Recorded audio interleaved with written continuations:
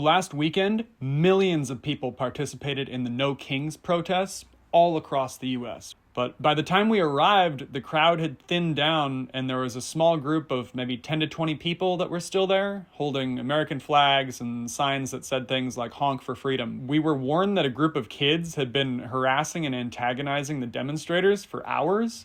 One was recording the others on his phone while another kid loudly suggested, "Hey, what if we push her over? Would that be a good video?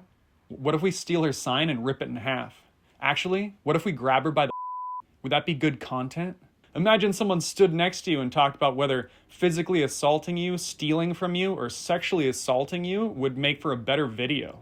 They moved from person to person through this group, invading personal space and even using racial slurs to try to get a response.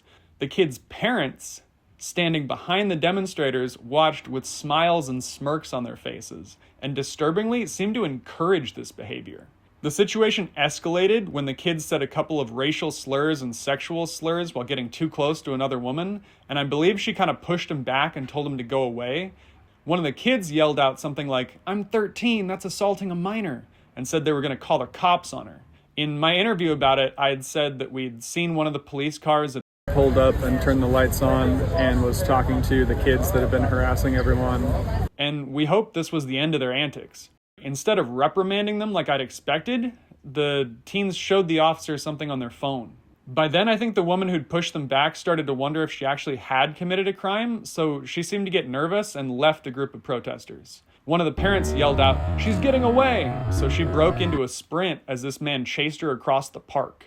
The crowd followed the woman over. Then we saw her fall over as he was chasing her. And then we came over and saw that they had called fire department, paramedics, and what is this, 8 police cars? Yeah. And they handcuffed her behind the back.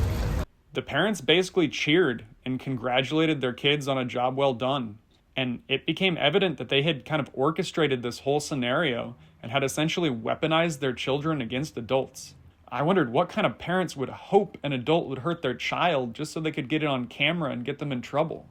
What would you have done in a situation like this?